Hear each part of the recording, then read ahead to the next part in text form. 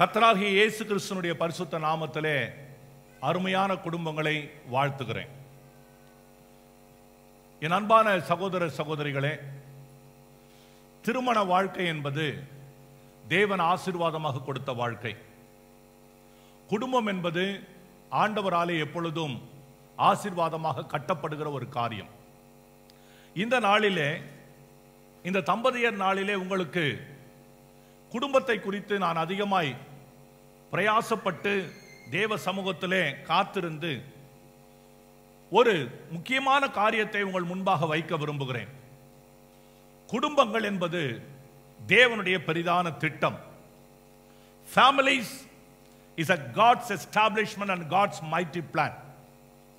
ஆதாரமாக இன்றைக்கு ஆவியிலே ஒரு நல்ல ஐக்கியம், குடும்பத்திலே ஒரு நல்ல ஐக்கியம், இந்த தலைப்பில் யூனிட்டி இன் ஸ்பிரிட், இந்த நாள் அடிப்படையில் ஒரு வசனத்தை ஆதாரமாய் வைத்து நாம் வாசித்து தியானம் பண்ணுவோம். சகரியா தீர்க்கதரிசன புத்தகம் 4ஆம் அதிகாரம் 6வது வசனம் இப்படி சொல்கிறது. The book of Zechariah chapter 4 verse 6.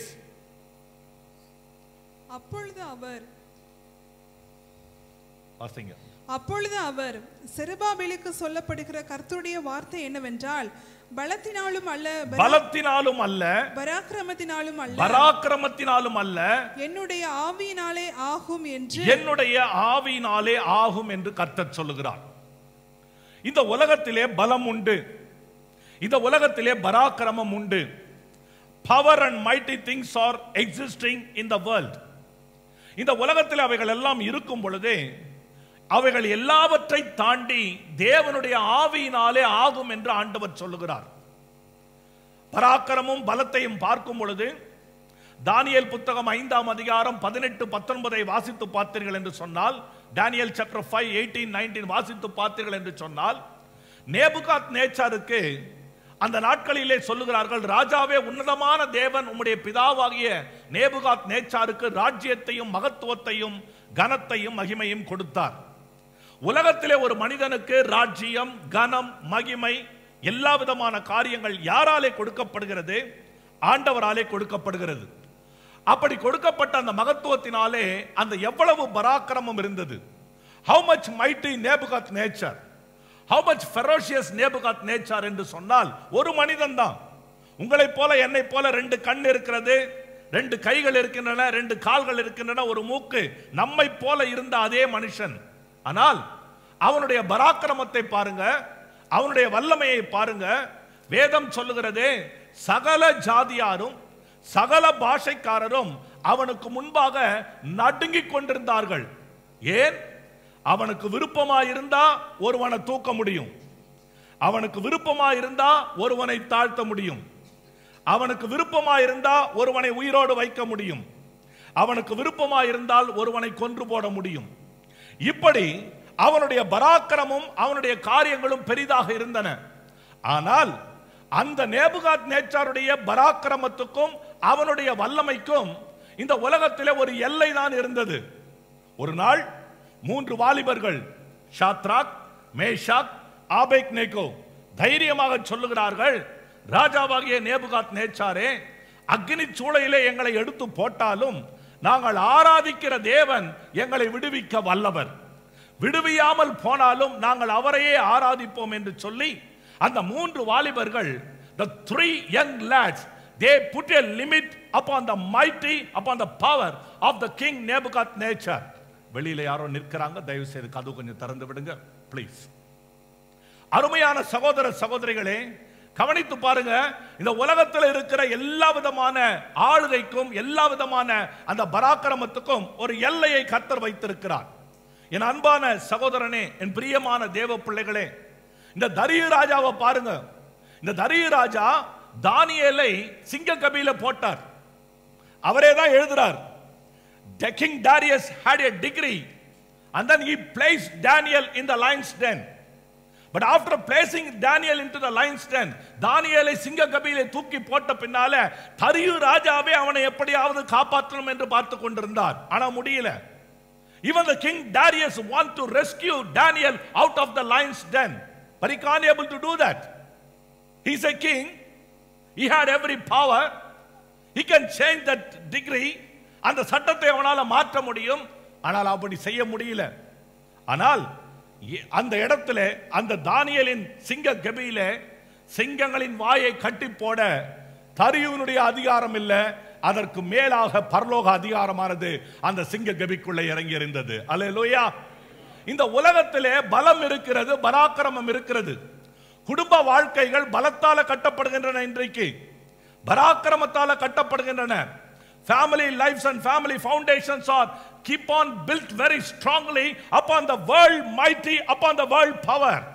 உலகத்தில் இருக்கிற பராக்கிரமம், உலகத்தில் இருக்கிற வல்லமை, என்னுடைய செல்வாக்கு, நான் இருக்கிற இடம், நான் சார்ந்திருக்கிற குலம் கோத்திரம், இவைகளின் மேல இன்றைக்கு குடும்பங்கள் என்ன செய்கிறது என்று சொன்னால் தங்களுடைய வாழ்க்கையை கட்டிக்கொண்டு வருகிறார்கள். ஆனால் அந்த எல்லா அதிகாரங்களுக்கும் மேல அந்த குடும்பம் ஐக்கியமாக இருக்க வேண்டும் என்று சொன்னால் அது பலத்தினாலும் அல்ல, பராக்கிரமத்தினாலும் அல்ல, தேவனுடைய ஆவியினாலே ஆகும். அல்லேலூயா. என் பிரியமான சகோதரனே சகோதரி, அதனாலதான் ஆண்டவர் சொல்றாரு, மத்தேயு 19ஆம் அதிகாரம் 26வது வசனத்துல வாசித்து பாருங்க. Matthew chapter 19 verse 26 வாசித்து பாருங்க. அந்த வசனம் சொல்கிறது, மனுஷரால் இது கூடாதுதான், பலமும் பராக்கிரமும் செய்ய முடியாது, ஆனால் தேவனாலே கூடும், தேவனாலே எல்லாம் கூடும் என்று சொல்லுகிறார். என் பிரியமான சகோதர சகோதரிகளே, இந்த நாளிலே இந்த திருமண வாழ்க்கை, குடும்ப வாழ்க்கை எப்படி ஒரு குடும்பமாய் இருக்கிறது, எப்படி கர்த்தருடைய குடும்பமாய் இருக்கிறது என்பதை குறித்து ஒரு நீண்ட வசனம் இப்ப வாசிப்பாங்க. அதை வாசிக்கும் பொழுது தயவு செய்து அதை நல்ல எல்லாரும் வேத புத்தகத்தை தருங்க. Let's all open our Bibles and let's go through that.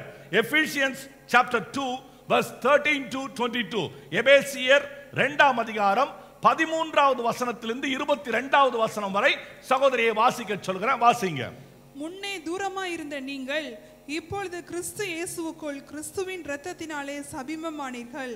எப்படி எனில் அவரே நம்முடைய சமாதான காரணராகி இரு திறத்தாரையும் ஒன்றாக்கி பகையாக நின்ற பிரிவினையாகிய நடுச்சுவரை தகர்த்து சட்ட திட்டங்களாகிய நியாய பிரமாணத்தை தம்முடைய மாம்சத்தினாலே ஒழித்து இரு திறத்தாரையும் தமக்குள்ளே ஒரே புதிய மனுஷனாக சிருஷ்டித்து இப்படி சமாதானம் பண்ணி பகையை சிலுவையினாலே கொன்று அதனாலே இரு திறத்தாரையும் ஒரே சரீரமாக தேவனுக்கு ஒப்புரவாக்கினார். அல்லாமலும் அவர் வந்து தூரமாய் இருந்த உங்களுக்கும் சமீபமாய் இருந்த அவர்களுக்கும் சமாதானத்தை சுவிசேஷமாக அறிவித்தார். அந்தபடியே நாம் இருதரத்தாரும் ஒரே ஆவியினாலே பிதாவினிடத்தில் சேரும் ஸ்லாக்கியத்தை அவர் மூலமாய் பெற்றிருக்கிறோம். ஆகையால் நீங்கள் இனி அந்நியரும் பரதேசிகளுமாய் இராமல் பரிசுத்தவான்களோட ஒரே நகரத்தாரும் தேவனுடைய வீட்டாருமாய் இருந்து அப்போஸ்தல தீர்க்கதரிசிகள் என்பவர்களுடைய அஸ்திபாரத்தின் மேல் கட்டப்பட்டவர்களாய் இருக்கிறீர்கள்.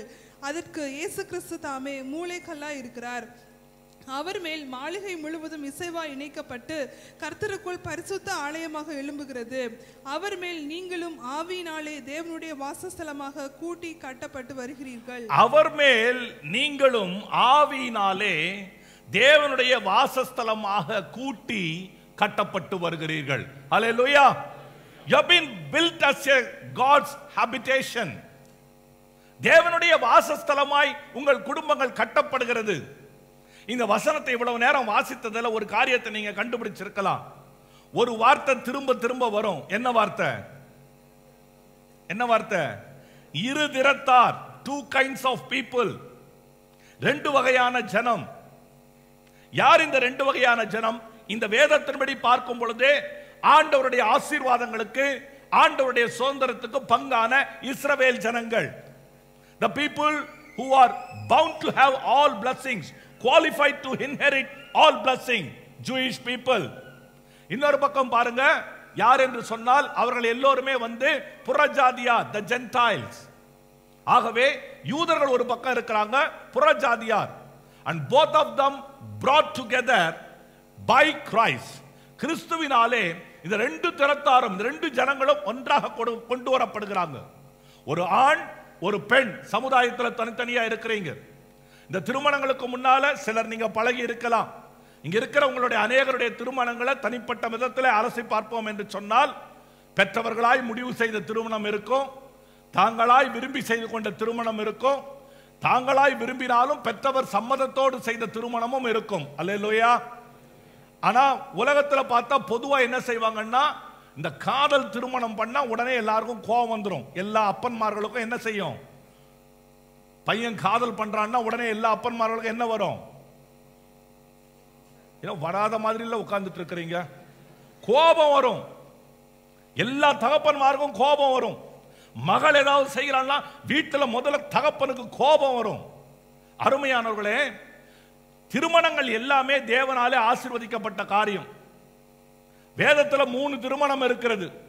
3மே வேதத்துல சொல்லப்பட்டிருக்கிறது. ஆண்டவரே பார்த்து செய்து வைத்த திருமணமும் எதுல தான் இருக்கு சொல்லுங்க, வேதத்துல இருக்கு. அப்பா அம்மா பார்த்து செய்த திருமணமும் எங்க தான் இருக்கு, வேதத்துல இருக்கு. நம்ம கட்டடத்துக்கு சொந்தக்காரர் அவர் பண்ண திருமணமும் எங்க இருக்கு, வேதத்துல தான் இருக்கு. யாக்கோபு மாமா பொண்ணை பார்த்து கல்யாணம் பண்ணது. என் அருமையான தேவ ஜனமே, 3 திருமணங்களும் இந்த வேதத்துல தான் இருக்கிறது. என் பிரியமான சகோதரனே சகோதரியே, 2 திறத்தார், 2 வகையான ஜனங்கள், ஒரு ஆண் ஒரு பெண். அவர்கள் எப்படி கொண்டு வர, ஆண்டவர் எப்படி வாழ்க்கையில கொண்டு வர்றார், how God is bringing a unity by spirit in these people's life. இங்க பாருங்க, they are being as one. 2 திறத்தாரையும் அந்த வசனத்துல பாத்தீங்கன்னா அவர் ஒரே ஜனமாக மாற்றினார்.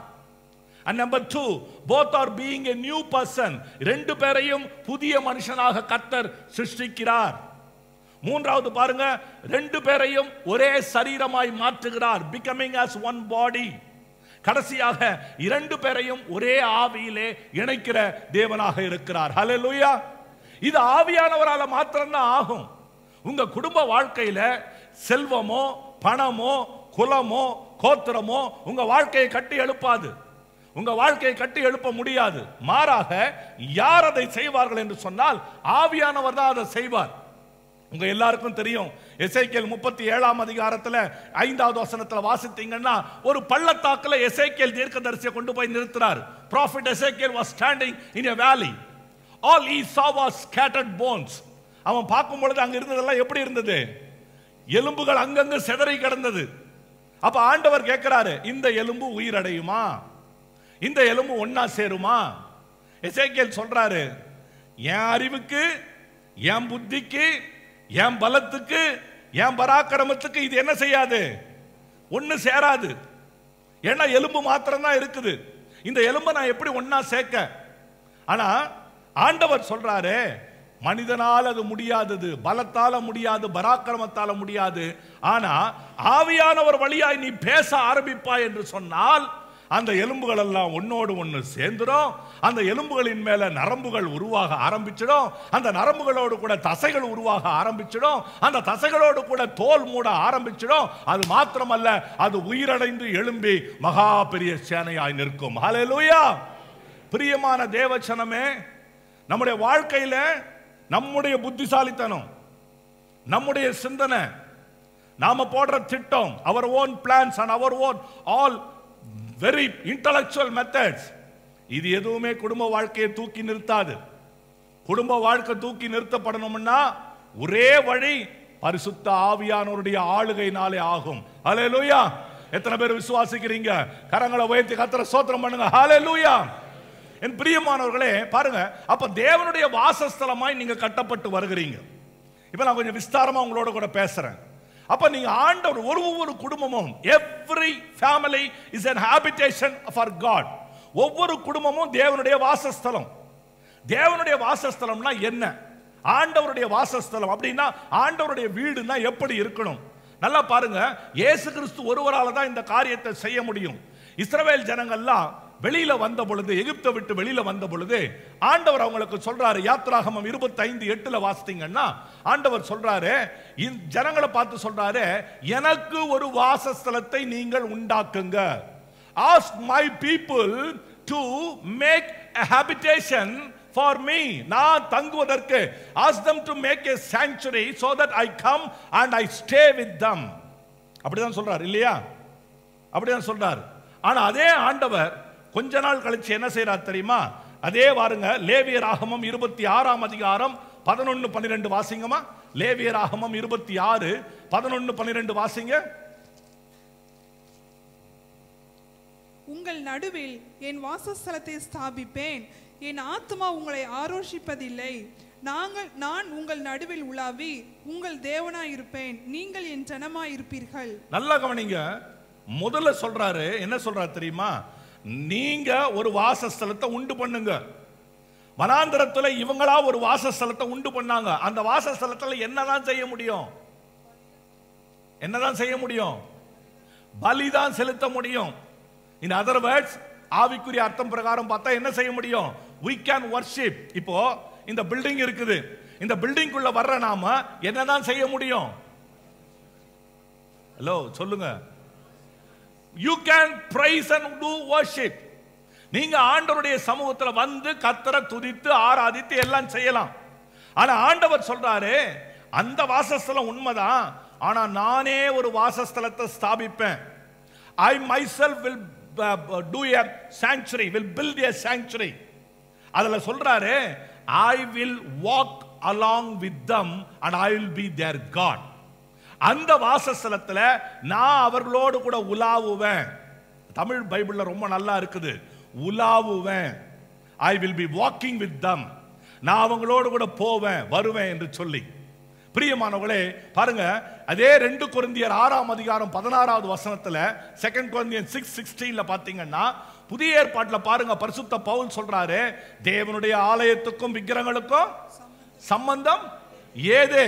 நான் உங்கள் நடுவிலே வாசம் பண்ணி அவர்களுக்கு தேவனாயிருப்பேன், நான் அவர்களோடு கூட வாசம் பண்ணி உலாவி அவர்களுக்கு பிதாவாய் இருப்பேன், அவர்கள் எனக்கு குமாரரும் குமார்த்திகளுமாக இருப்பார்கள். அல்லேலூயா. பிரியமான தேவச்சனமே நல்ல கவனிங்க. ஆண்டவருக்காக ஒரு வாசஸ்தலம் கட்டணும். ஆண்டவருக்காக ஒரு வாசஸ்தலம். பாருங்க, சாலமோன் ராஜா ஒரு வாசஸ்தலம் கட்டினார். Solomon built a temple. எவ்வளவு பெரிய டெம்பிள் உங்களுக்கு எல்லாருக்கும் தெரியும். 2 நாளாகமம் 6:2 வாசித்தீங்கன்னா அவர் சொல்றாரு, 2 நாளாகமம் 6:2 வாசித்தீங்கன்னா, வாசிமா அந்த வசனத்தை வாசி. நேரம் இல்லாதனால நான் வேகமா போறேன். 2 Chronicles chapter 6:2. தேவரீர் வாசம் பண்ணத்தக்க வீடும் நீர் என்றென்றைக்கும் தங்கத்தக்க நிலையான ஸ்தலமும் ஆகிய தேவரீர் வாசம் பண்ண ஒரு வீடை கட்டுறேன். சாலமோன் சொல்றாரு, தேவரீர் வாசம் பண்ண நான் ஒரு வீட்டை கட்டுறேன். அது சாலமோன் கட்டல, அந்த திட்டம் பிளான் எல்லாம் அவங்க அப்பா தாவீதுக்கு ஆண்டவர் கொடுத்தார். இப்போ நம்ம எல்லாருக்கும் வீடு இருக்குன்னு வைத்துக் கொள்ளுங்க.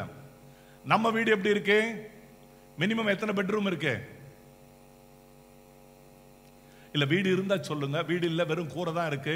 வானம் எனக்கு கூரை, பூமி எனக்கு தரேன்னா பரவாயில்ல, விட்டுறேன். சொல்லுங்க. 2 பெட்ரூம் இருக்கு. சரி, நம்ம வாழ்றதுக்கு 2 பெட்ரூம். ஆனா டோனி அபார்ட் வீட்டுக்கு போனீங்கன்னா பிரைம் மினிஸ்டர், அவரு நம்மளை விட உயர்ந்தவர். இப்ப அவர்கிட்ட போனோம்னா அவருடைய அந்த மாளிகையை பார்க்க போனோம்னா எத்தனை இருக்கும்? பெருசா இருக்கும். ஏன்னா அவர் பெரியவர். அமெரிக்காவுக்கு போங்க, வெள்ளை மாளிகை. ஏன்னா அவர் உலகத்திலே அவர் ரொம்ப பெரியவர். அப்போ மனிதன் அவனுடைய தரத்துக்கு ஏற்ப ஏற்ப என்ன நடக்குதுன்னா அவனுடைய வாசஸ்தலம் பெருசாயிட்டே இருக்கு. அவனுடைய எல்லை இடமானது பெரிதாக்கி கொண்டே போகிறது. இங்க சாலமோன் ராஜா ஆண்டவருக்காக ஒரு வீட்டை கட்டுறார்.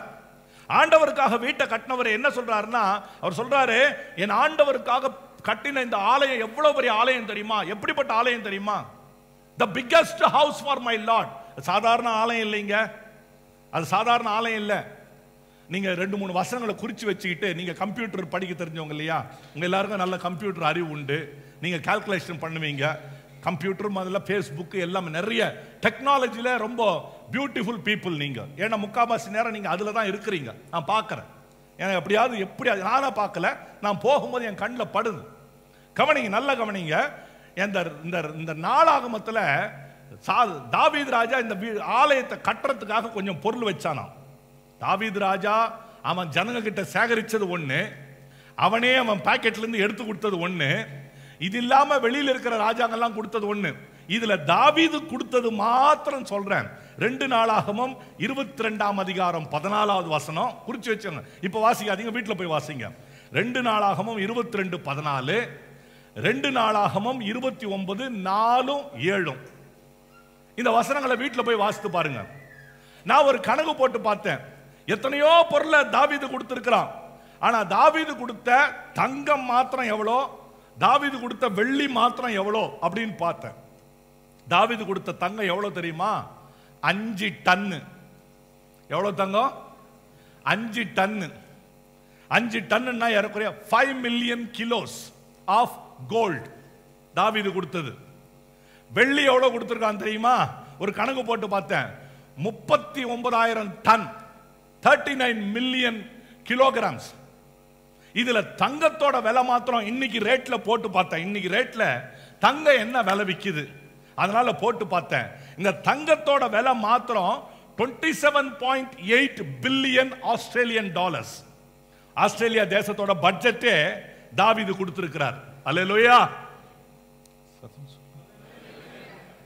அப்ப அந்த தங்கத்தை வச்சு, அந்த வெள்ளியை வச்சு அந்த வீடை எவ்வளவு பெருசா கட்டியிருப்பான், அந்த ஆலயத்தை எவ்வளவு பெருசா கட்டியிருப்பான்.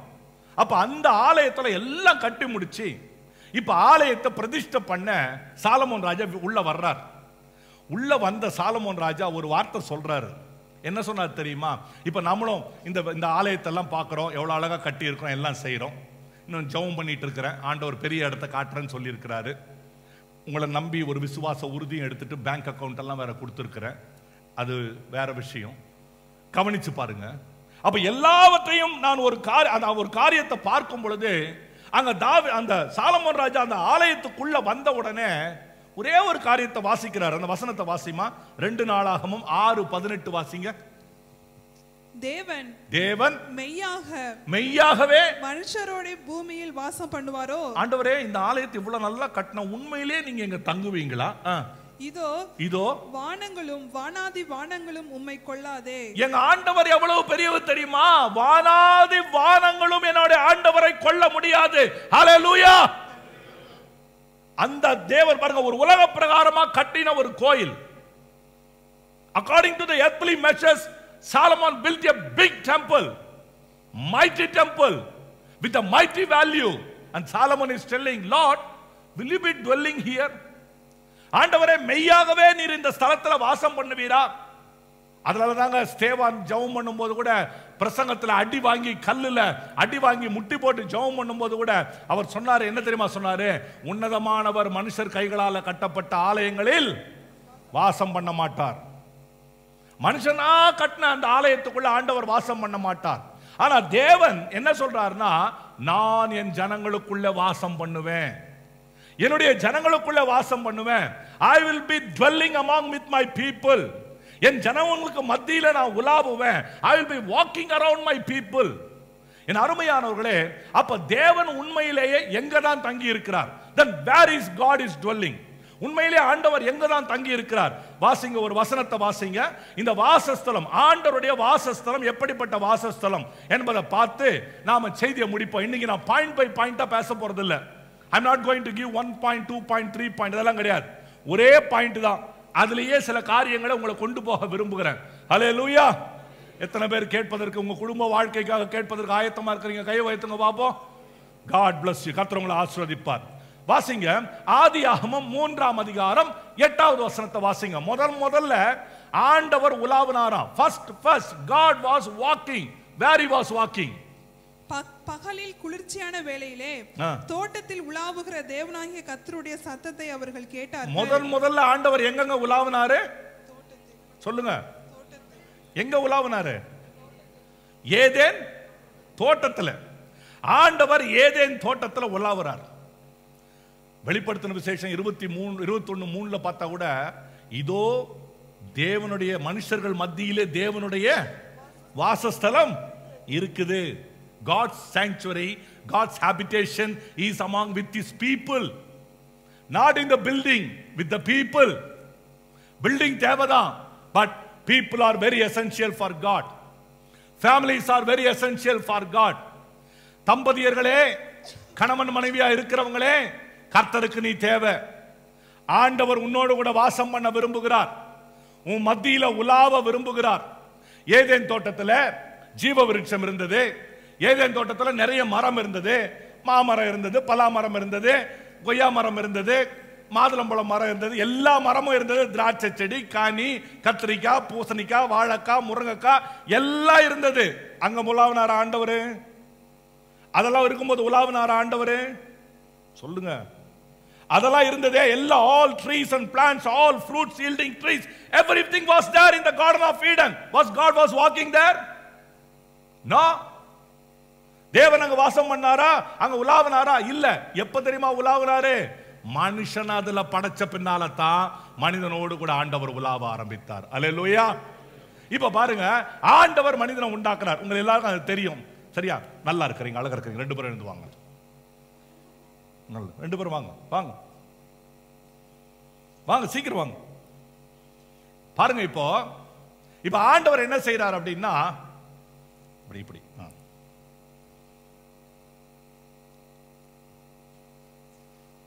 மைக். இப்ப ஆண்டவர் என்ன செய்யறார் தெரியுமா? அவர் என்ன செய்யறாரு? மண்ணை எடுத்து நல்லா மண்ணை உருவாக்கி அதை அழகா எலும்பெல்லாம் பண்ணி எல்லாம் செய்து ஆல்ரெடியா வச்சுட்டு இப்ப ஸ்கிரீன் போட்டு வைக்கிறார். இப்ப எதுக்கு? சிலை திறப்பு விழா. இப்ப எல்லாம் ரெடி. ஆனா அப்படியே நிக்குது சிலை. எல்லாம் ரெடி. தோல் இருக்குது, எலும்பு இருக்குது, நரம்பு இருக்குது, சதை இருக்குது, எல்லாம் இருக்குது. கண் இருக்கு, காது இருக்கு, வாய் இருக்கு, மூக்கு இருக்கு, கால் இருக்கு, விரல் இருக்கு, எல்லாம் இருக்கு. ஆனா ஒண்ணு மாத்திரம் இல்ல. என்ன இல்ல? ஒண்ணு இல்ல, அப்படியே இருக்குது. ஆண்டவர் பார்க்கிறார் என்ன செய்யலான்னு. பாருங்க, தேவன் மனுஷனுடைய நாசியிலே போய் என்ன செய்தாரு? ஊதினாரு. ஊதின உடனே அப்போ தேவன் தன்னுடைய ஆவியை ஊதுறார். ஆவியை ஊதின உடனே இந்த மனுஷரு அது வரைக்கும் சிலையா இருந்தவரே இப்ப கையெல்லாம் மொல்லமா அசைக்க ஆரம்பிச்சிட்டார். இப்படி ஏன்? இது வரைக்கும் என்ன இல்ல?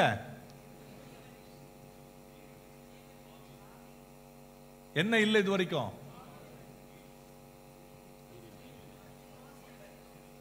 உயிர் இல்ல, சுவாசம் இல்ல, ஆவி இல்ல. சத்தமா சொல்லு. என்ன இல்ல? ரத்தம் இல்ல. மாம்சத்தின் உயிர் எதுல இருக்கு? எதுல இருக்கு? அப்ப மனுஷனுடைய உயிர் எதுல இருக்கு? வேகமா போன உடனே ஆம்புலன்ஸ் வந்த உடனே முதல்ல ஏத்து போன உடனே முதல்ல என்னதான் உனக்கு என்ன ஏத்துறாங்க? முதல்ல ரத்தம். ஏன்? மாம்சத்தின் உயிர் ரத்தத்தில் இருக்குது. அப்போ ஆண்டவருடைய ஆவி ஊதின உடனே ஆதாமுடைய சரீரத்துல ரத்தம் உண்டாக ஆரம்பிச்சது. ஹல்லேலூயா.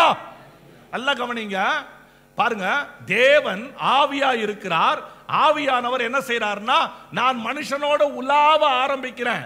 இந்த உலகத்துல பாத்தீங்கன்னா உங்களுக்கு கை இருக்கா? கை இருக்கா? கை தூக்குங்க. கை இருக்கா? இருக்கா? இருக்கிற இடத்துல இருக்கா? கை இருக்கிற இடத்துல இருக்கா? கண்ணு இருக்கிற இடத்துல இருக்கா? மூக்கு இருக்கிற இடத்துல இருக்கா? கால் இருக்கிற இடத்துல இருக்கா? சொல்லுங்க. இருக்கா? எல்லாம் அதாவது இருக்கிற இடத்துல இருக்கு. ஆனா ஒண்ணு மாத்திரம் இந்த உடம்புல மொத்தமா மேல இருந்து கீழே வரைக்கும் ஓடிக்கிட்டே இருக்கு. எது? ரத்தம். அப்ப ஆவியானவர் இந்த சரீரத்துல, ஆதாமின் சரீரத்துல ஊதின உடனே உலாவ ஆரம்பிச்சிட்டார் மொத்தமா. ஆவியானவர் எல்லாம் உலாவ ஆரம்பிச்ச உடனே இந்த சரீரம் உயிர் பெற்றுடுச்சு. இப்போ இந்த ஆதாம் கிட்ட சொல்லி பேர் வைக்க சொல்றார். இவர் பார்க்கிறாரு, நாய், பூனை, கழுதை எல்லாத்துக்கும் பேர் வச்சிட்டார். ஆண்டவர் பார்த்துட்டே இருக்கிறாரு. இவனுக்கு ஏற்ற துணை இன்னும் வரலையே, இவருக்கு ஏற்ற துணை இன்னும் வரலையே என்று சொல்லி இப்ப ஆண்டவர் என்ன செய்தார்னா, இங்க இப்படி வந்து இன்னொரு மண்ணை எடுத்து இன்னொரு மண்ணை செய்து இன்னொரு பொம்மையை வச்சு இன்னொரு கர்ட்டனை போடல. ஆண்டவர் ஆண்டவரால செய்ய முடிஞ்சா அதை செய்திருக்கலாம். கர்த்தர் அதை செய்திருக்கலாம். ஆனா ஆண்டவர் அதை செய்யல. என்ன செய்தார் தெரியுமா? இவருக்கு நல்ல தூக்கம் வர வச்சார். நல்ல தூக்கம். நல்ல தூங்கின உடனே என்ன செய்தார் அப்படின்னா, இங்க லேசா ஒரு ஆபரேஷன், இங்க ஆபரேஷன் பண்ணி இங்கிருந்து ஒரு விலா எலும்பு எடுத்தாரு. கொஞ்ச நாள் வரைக்கும் எல்லாருக்கும் ஒரு டவுட் இருந்தது, ஆணுக்கு பெண்ணை விட ஒரு விலா எலும்பு கம்மியா இருக்குன்னு. அது பொய். எல்லாருக்கும் 12 24 எலும்பு தான் இருக்கு, ஒண்ணுமே கிடையாது. இங்கிருந்து ஒரு விலா எலும்பை எடுத்தாரு. எடுத்துட்டு அந்த சதையை எடுத்துட்டு அந்த இடத்த மூடிட்டு இவர் இன்னும் தூங்கிட்டே இருக்காரு. எடுத்துட்டு வந்த எலும்பையும் சதையும் வச்சு இப்ப என்ன செய்தாருன்னா முழுக்க ஒரு பெண்ணை உருவாக்கிட்டார். உருவாக்கிட்டு என்ன ஊதல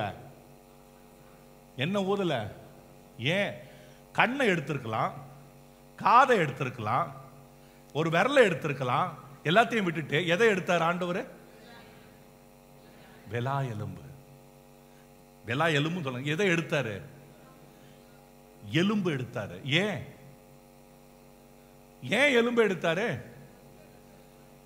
நான் என் மனைவி கிட்ட கொஞ்சம் கேட்டேன், நிறைய காரியங்களை கேட்டேன். அந்த மெடிக்கல் ப்ரொஃபஷனல் இருக்கிறவங்க நம்முடைய சரீரத்தில் ரத்தத்துக்கான சிவப்பணுக்களும் அதே நேரத்தில் நம்முடைய சரீரத்தில் ஆரோக்கியமா நல்ல எனர்ஜியா இருப்பதற்கான அந்த மற்ற அணுக்கள் இவை எல்லாமே உற்பத்தி ஆகிற இடம் எந்த இடம் தான்? எலும்புக்குள்ள. இந்த தட்டி ஆட்டு எலும்பை தட்டி உருன்னு ஒரு உரியுறீங்களே, அதை உரியும் பொழுதெல்லாம் ஞாபகம் வச்சுக் கொள்ளுங்க, ஓஹோ இதிலிருந்து தான் ஆண்டவர் எனக்கு சரீரத்தில் பலனையும் கொடுக்கிறாரு. ரத்தம் உருவாகிற இடம், ரத்தத்தினுடைய சிவப்பணுக்கள் உருவாகிற இடம், சரீரத்துக்கான ஆரோக்கியம் உருவாகிற இடம் எல்லாமே அந்த எலும்புக்குள்ளதான். இப்ப இந்த எலும்பை எடுத்து என்ன செய்தார்னா முழுக்க ஒரு பெண்ணா செய்துட்டு இந்த பெண்ணை என்ன பண்றாருன்னா கூட்டிட்டு வர்றாரு. இப்ப இவர் மொல்லமா தூக்கத்துல மைக் இருக்கா, மைக் கிட்ட வைங்க. இப்ப இப்படி இருக்காரு.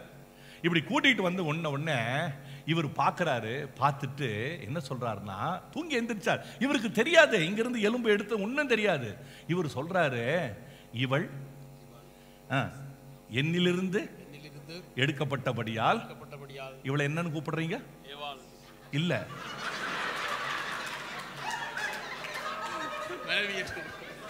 இல்ல நீங்க வழக்கமா கூப்பிடுவீங்களா? அதை சொல்லுங்க.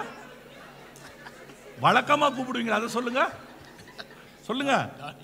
மனுஷி. மனுஷன்ல இருந்து எடுக்கப்பட்டதுனால என்ன செய்யறாரு? மனுஷி என்று கூப்பிடுகிறார். அல்லேலூயா. கவனிங்க, ஆண்டவர் நினைச்சிருந்தா மாத்தி செய்திருக்கலாம். ஆண்டவர் அப்படி செய்யல.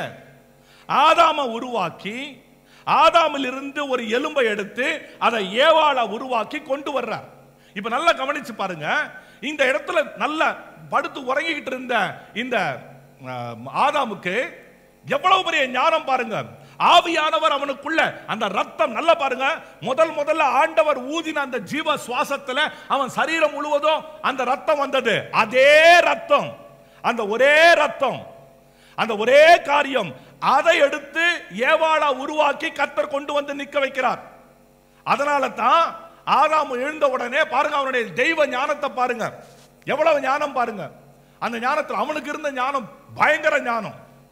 ஆண்டவர் அந்த மிருகங்கள் எல்லாம் வருது இந்த உலகத்துல பாத்தீங்கன்னா எத்தனையோ கோடி உயிரினங்கள் இருக்குன்னு சொல்றாங்க. எத்தனையோ கோடி. பார்த்ததுக்கெல்லாம் பட்டுன்னு பேர் வச்சான். நாய், பூனை, கழுத, யானை, புலி, சிங்கம், மடமட பார்த்த உடனே பேர் வைக்கிறான். எங்களுக்கெல்லாம் சில நேரத்தில் குழந்தைக்கு பேர் வைக்க சொல்லி கொடுப்பாங்க. பாஸ்டர் குழந்தைக்கு நீங்க தான் பேர் வைங்க. நான் 10 நிமிஷமாவது ஆகும் எனக்கு யோசிக்கிறதுக்கு என்ன பேர் வைக்க, எதை வைக்க, இப்படி யோசிக்கணும். என்ன பேர் கடகடன்னு யோசித்து பார்த்தா கூட எங்க சிந்தனையில வராது.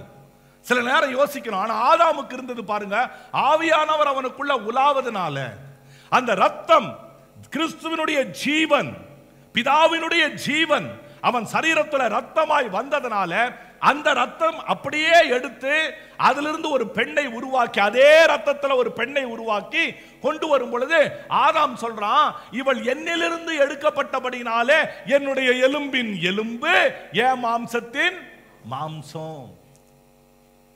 திருமணம் செய்திருக்கிற ஒரு ஆண் ஒரு பெண், திருமண வாழ்க்கையில் இருக்கிற ஆண் பெண் நல்லா கவனிச்சுக்கணும். நீங்க ஒரே சரீரமா இருக்க அழைக்கப்பட்டவர்கள். You have been called to be as one body. ஒரே சரீரமா இருக்க நீங்க அழைக்கப்பட்ட பிள்ளைகளாக இருக்கிறீங்க. அப்படி நீங்க ஒரே சரீரமா இருக்கிற பிள்ளைகளாக இருக்கும் பொழுது கவனிச்சு பாருங்க, எங்கே 2-3 பேர் என் நாமத்தினாலே கூடி, எங்கே எங்கே 2 வாசிமா மத்தேயு 18:20. ஏன் இருக்கிறார்களோ வருகிறார்களோ இதெல்லாம் என்னத்துக்கு? வாசி தயவு செய்து வாசி.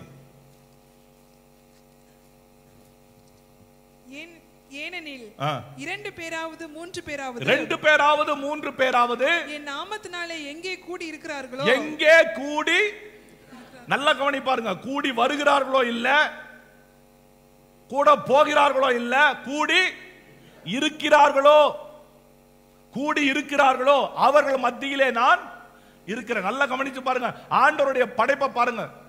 ஆண்டவர் வந்துட்டு ஆதாம் ஏவாளை படைச்ச உடனே அவன் சொல்றான், ஏன் எலும்பின் எலும்பு, ஏன் மாம்சத்தின் மாம்சம் பண்ண உடனே அப்ப ஆண்டவர் சொல்றாரு, இவள் அது இது முதல் புருஷனானவன் தன்னுடைய தகப்பனையும் தாயையும் விட்டு தன் மனைவியோடு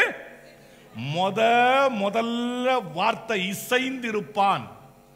be in unity, husband and wife be in unity. இந்த வார்த்தை முதல்ல வந்தது யாருக்குன்னா ஆதாமுக்கு, ஏவாளுக்கு. அவங்க இசைந்திருந்த பின்னால தாங்க அடுத்த சாப்டர்லயே ஆண்டவர் அவர்களோடு உலாவ ஆரம்பிச்சாரு. அது வரைக்கும் ஆண்டவர் உலாவல எங்கேயும். till that time God was not walking anywhere.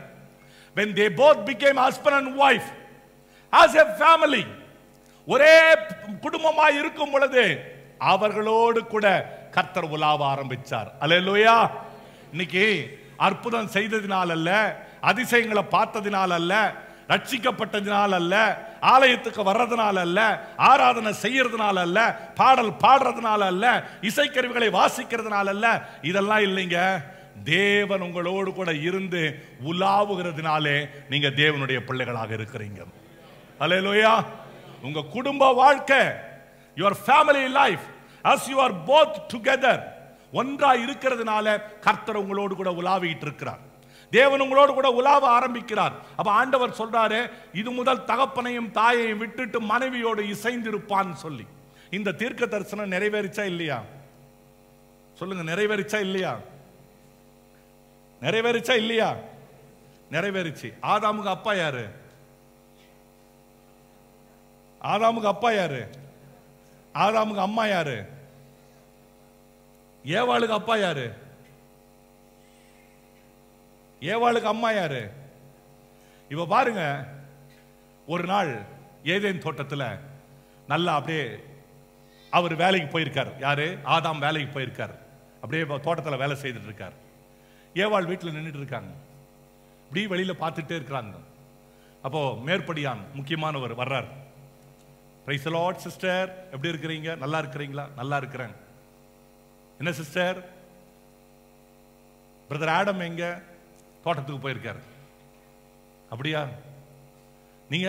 நான் தனியா தான் நிக்கிறேன். ஆமா சிஸ்டர், இதுக்காக தான் ரொம்ப நாளா ஜெபம் பண்ணிருந்தேன். உங்களை எப்ப நான் தனியில பார்க்கணுமோ சொல்லிட்டு ரொம்ப நாளா ஜெபம் பண்ணிருந்தேன். நல்லது சிஸ்டர். இந்த மரத்துல ஒரு பழம் இருக்குதே, ஆமா நானும் அதை ரொம்ப நாளா பார்த்துக்கிட்டு இருக்கிறேன். அந்த பழத்தை பார்க்கிறேன். பிரியமானவர்களே கவனிங்க, குடும்பம் ஒன்றா இருக்கிற வரைக்கும் சத்துரு அதுக்குள்ள நுழைய முடியாது.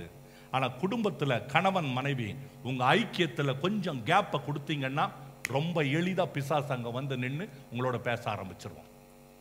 வெகு எளிதா பேச ஆரம்பிச்சிருவான். இன்றைக்கு தேவ பிள்ளைங்க பெத்தேல் திருச்சபையில இருக்கிறதுனால நான் ரொம்ப ஆசீர்வதிக்கப்பட்டவன், நான் நல்லா இருக்கிறேன்னு உன்னையே சொல்லி ஏமாத்திக்காத.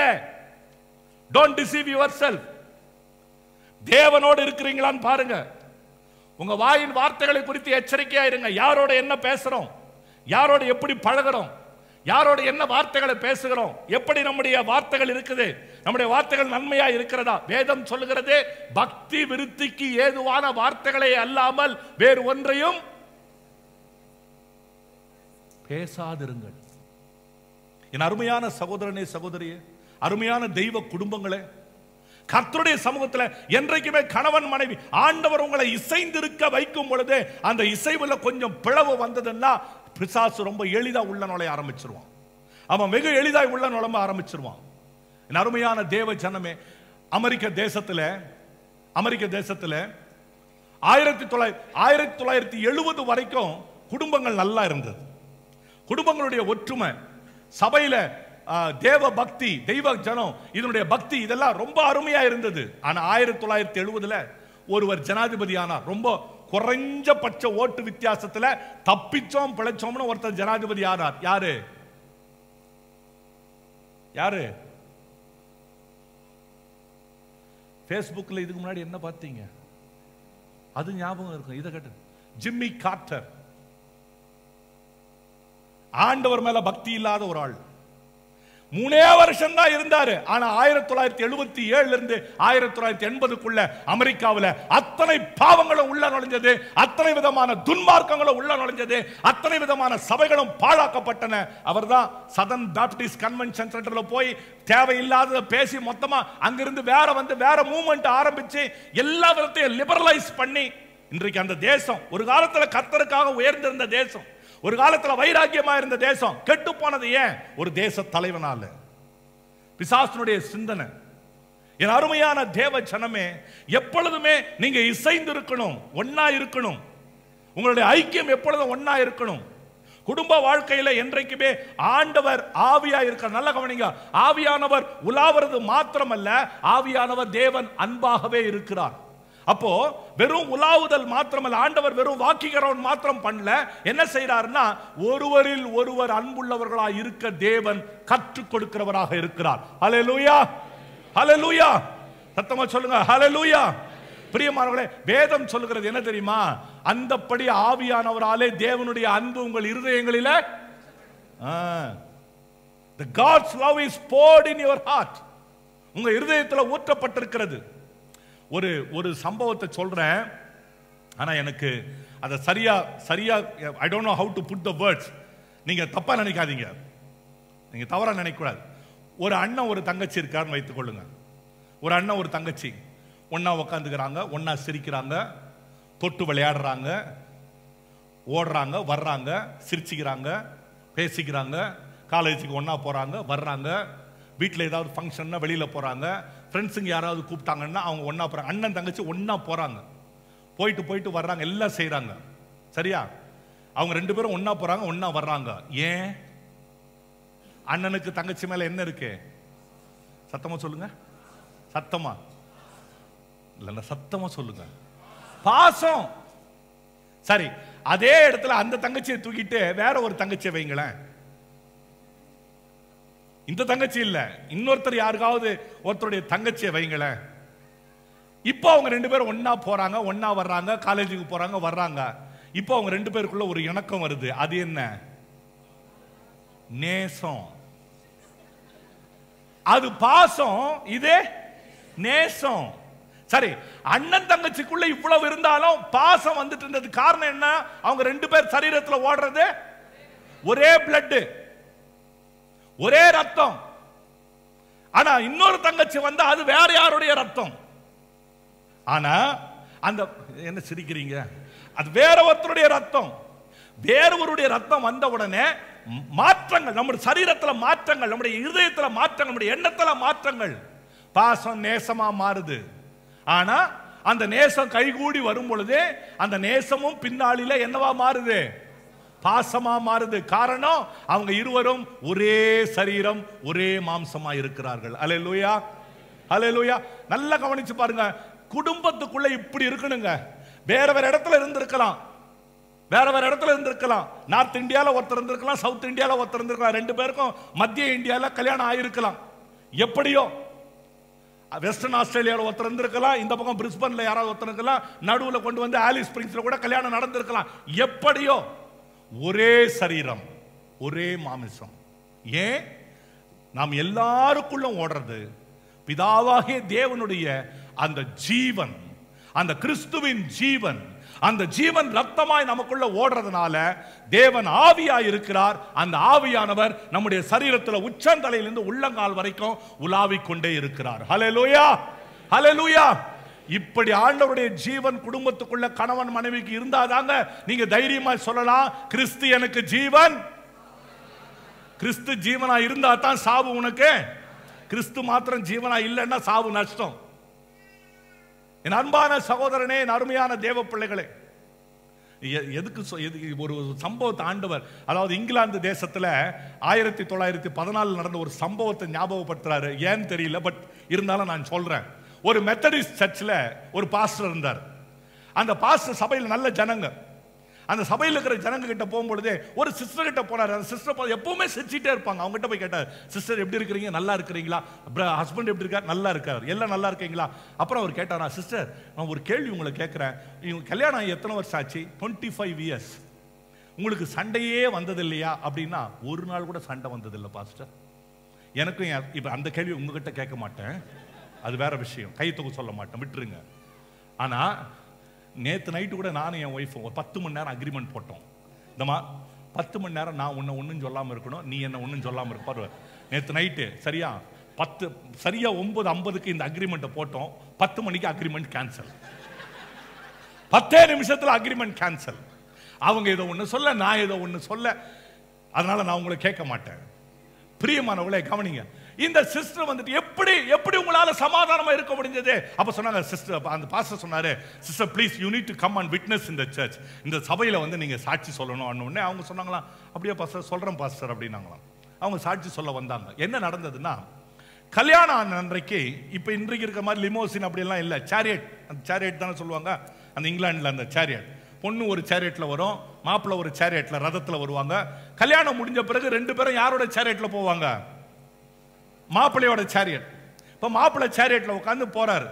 அந்த குதிரைக்கு என்ன நடந்ததோ தெரியல, அன்னைக்கு என்ன பண்ணுச்சுன்னா 10 அடி போன உடனே உட்காந்துருச்சு. மாப்பிள்ளைக்கு பயங்கர கோபம். This is the first warning for you அப்படின்னா. குதிரை அது கேட்கிற குதிரை போல இருக்குது. முதலாளி சொன்ன உடனே எழுந்து நடக்க ஆரம்பிச்சிருச்சு.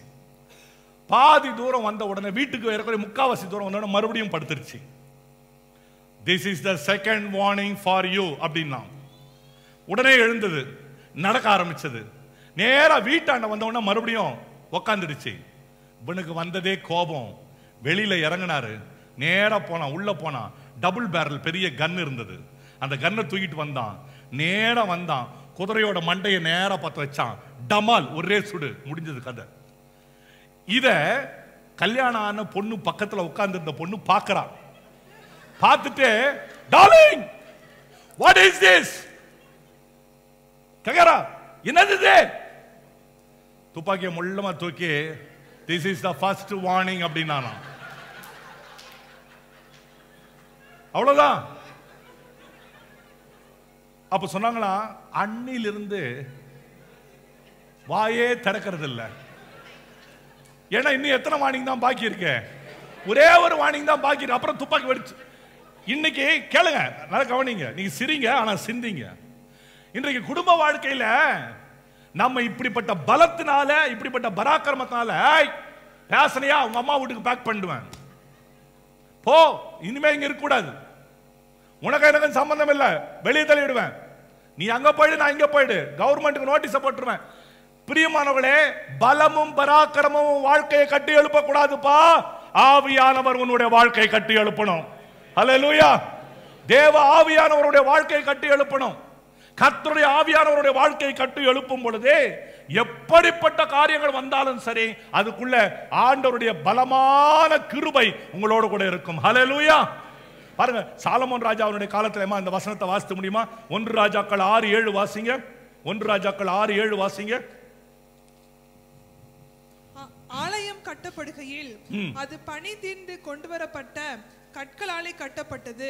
ஆகையால் அது கட்டப்படுகிற போது சுத்திகள், வாட்சிகள் முதலான எந்த இரும்பு ஆயுதங்களின் சத்தமும் அதில் கேட்கப்படவில்லை.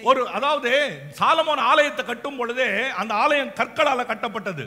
Solomon temple was built by big stones, but the stones were not formed there. அந்த கற்களை வந்து அந்த ஆலயத்துல என்ன கேட்கல? No hammering sound, no axing sound, no saying, எதுவுமே கிடையாது. எதுவுமே கிடையாது, ஒண்ணுமே இல்லாம. அதாவது கவனிங்க, அதெல்லாம் எங்கேயோ ஒரு மலையில தான் வெட்டப்பட்டிருந்தது. இப்ப சாலமோனுக்கு தேவை என்னன்னா, சாலமோன் இங்க இருந்து சொல்றாரு, 6 அடிக்கு 3 அடிக்கு 2 அடி கல்லு ஒண்ணு வேணும். எல்லாமே மலையில வெட்டி எடுக்கப்பட்டு ஆட் ஷேப்ல இருக்கும், வித்தியாசமான ஷேப்ல இருக்கும். எல்லாம் சைஸ் பண்ணி சரி பண்ணி 6க்கு 2, 3ல அங்கிருந்து நேரா இங்க ஆலயத்துல வரும். வந்த உடனே அதை அப்படியே எடுத்து என்ன செய்யணும்? அப்படியே எடுத்து என்ன செய்யணும்? அந்த ஆலயத்துல எங்க வைக்கணுமோ அங்க வச்சிடணும். அந்த இடத்துல யாரும் கிடையாது. வச்சுட்டு ஒரு கல்லும் இன்னொரு கல்லும் ஒட்டுறதுக்கு என்ன போடுவாங்க? இந்த காலத்துல செங்கல் என்ன போடுவாங்க சொல்லுங்க? சிமெண்ட். அந்த காலத்துல கீல், லைம் ஸ்டோன், கீல். கவனிங்க, இந்த பில்டிங் முதல்ல இந்த பில்டிங் இதெல்லாம் பார்க்கறதுக்கு முன்னாடி மொட்டையா இருந்த பில்டிங்ல இருக்கும் பொழுது இந்த தரையை வந்துட்டு அங்கங்க ஓட்ட போட்டு பண்ணாங்க. ஞாபகம் இருக்குங்களா பிரதர்? அங்கங்க ரொம்ப கஷ்டப்பட்டாங்க. ரொம்ப அதை டிக் பண்ணி அடிக்கிறதுக்குள்ள கொஞ்சம் கஷ்டப்பட்டாங்க. அங்கங்க ஒரு 2 இடத்துல கொட்டது. ஒரு நாள் இங்க வந்திருந்தப்போ அடிச்சிட்டு இருந்தாங்க, முடியல. அப்ப நான் கேட்டேன், எதை வச்சு இதை இது போட்டிருக்காங்கன்னா, இந்த சிமெண்டோட கொஞ்சம் லைம் ஸ்டோன் கலப்பாங்களாம். அந்த சுண்ணாம்பு கலந்தது அவ்வளவு இறுகி போய் இருக்குது. அதை வந்து ஓப்பன் பண்றதுக்கு அவ்வளவு டைட்டா இருந்தது.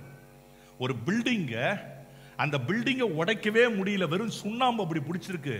உங்க ஃபேமிலி லைஃப் எதுங்க பிடிச்சிருக்கு? உங்க ஃபேமிலி லைஃப் பாண்டேஜ் எதுங்க பிடிச்சிருக்கு?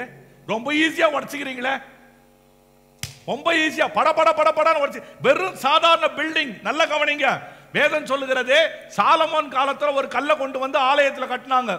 ஆனா பரிசுத்த பேதுரு 1 பேதுரு 2:5 சொல்றாரு, நீங்களோ தேவனுடைய ஆலயமாக ஜீவனுள்ள கற்களால் கட்டப்பட்டு கொண்டு வருகிறீர்கள். அல்லேலூயா.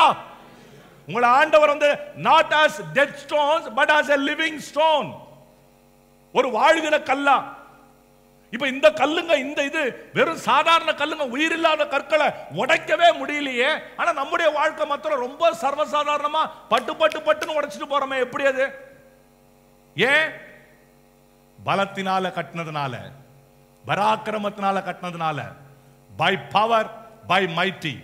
if our lives are built upon the spirit, ஆவியானவரால் நம்முடைய வாழ்க்கை கட்டப்படும் என்று சொன்னால் நம்மை உடைக்க ஒருவராலும் முடியாது. ஹல்லேலூயா.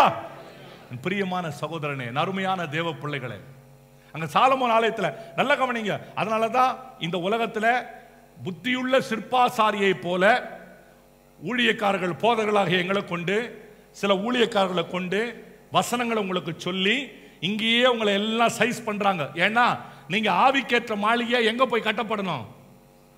இங்க 6க்கு 2ன்னு உன்னை மொத்தமா சைஸ் பண்ணியாச்சுன்னா பெட்டியில வச்சு க்ளோஸ் பண்ணி, இன்பராய் இயேசுவை மோட்ச கரையில் சந்திப்போம், போயிட்டு வா டாட்டான்னு அனுப்பிச்சு விட்டுருவோம் மேல. அங்க ஆண்டவர் ரிசீவ் பண்ணுவாரு. ரிசீவ் பண்ணி பேக்கெட்டை ஓபன் பண்ணுவாரு, கல்லை எடுப்பாரு வெளியில. கரெக்டா ஃபிட் ஆச்சுன்னா உள்ள வைப்பாரு. ஃபிட் ஆகல, சரியா இல்ல அப்படின்னா என்ன பண்ணுவாரு? நேரா மேல இந்த ரிஜெக்டட் அப்படின்னு கீழே தள்ளுவார். நேரா போக வேண்டிய இடத்துக்கு போயிட வேண்டியதுதான், நரகத்துக்கு போக வேண்டியதுதான்.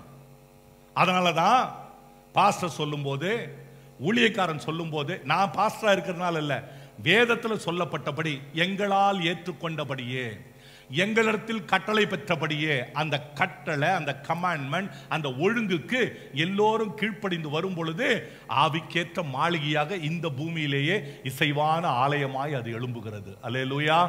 ஒவ்வொரு குடும்பமும் அப்படியே தேவனுடைய ஆலயமாய் எழும்பும்.